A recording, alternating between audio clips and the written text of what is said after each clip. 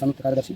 అయితే ఇక్కడ మెట్పల్లిలో ఏం జరుగుతుందంటే ప్రైవేట్ స్కూల్ మాఫియా జరుగుతుంది. ఎట్లా అంటే ప్రైవేట్ స్కూల్ అన్ని ఒక అగ్రిమెంట్ లెక్క వచ్చినట్టు ఇట్లా ఎవరు కూడా ఏ స్టూడెంట్ యూనియన్ వాళ్ళు వెళ్ళినా ఎవరు వెళ్ళినా ఏ విద్యార్థి నాయకులు వెళ్ళినా వాళ్ళకి ఎక్స్పెక్ట్ ఇస్తలేరు.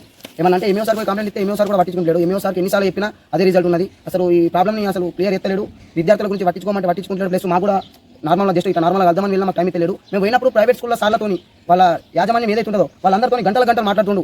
గంటల మమ్మల్ని బయట నిలబెట్టుతుండు. మమ్మల్ని జస్ట్ వచ్చినప్పుడు వచ్చిరాని కూడా అడుగుతలేడు. ఫోన్ చేసినప్పుడు వస్తున్నా ఇవత్తున్నా అంటుండు. మళ్ళీ ఫోన్ చేసినప్పుడు ఏమైనా సమస్య ఉన్నప్పుడు సరే ఫోన్ చేస్తున్నా మీరు రావుది అన్నాడు. మళ్ళీ ఫోన్ చేసి మాకు ఫోన్ చేసి మీరు వెళ్ళిపోన్నాడు. అంటే మేము విద్యార్థి నాయకులమా లేకపోతే వాళ్ళ కింద జీతాలమని నేను జరుగుతున్నాను. ఇంకోటి వాళ్ళకి ఏమైనా సంబంధాలు ఉన్నాయా? ఎంఈఓకును ఈ ప్రైవేట్ స్కూల్ యాజమాన్యాలకి వీళ్ళకి ఏమైనా సంబంధాలు ఉన్నాయా? వీళ్ళు ఏమైనా వాళ్ళకి ఇస్తురా? వాళ్ళ సొమ్ము ఏమైనా వీళ్ళు తింటురా? వీళ్ళ సొమ్ము వాళ్ళు తింటురా? వీళ్ళకి బయట ఎక్కడన్నా చుట్టాలా? మేము విద్యార్థుల గురించి కొట్లాడతామని వస్తే మమ్మల్ని ఇష్టం ఉన్నట్టు మాట్లాడుతారు. పలానా కానుంచి వచ్చిన వాళ్ళు అన్నట్టు యుత్తలేరు. పలానా ఏబీ వాళ్ళు వచ్చిరాని యుత్తలేరు. పలానా విద్యార్థి సంఘ నాయకులు వచ్చిరాని యుత్తలేరు. ఇష్టం ఉన్నట్టు విచ్చలవిడిగా మాట్లాడుతూ నోటికి వచ్చినట్టు మాట్లాడుతూ దీన్ని కఠిన చర్యలు తీసుకోవాలని డిఓ సార్ని ఆదేశిస్తున్నా, కలెక్టర్ సార్ని కూడా ఆదేశిస్తున్నా.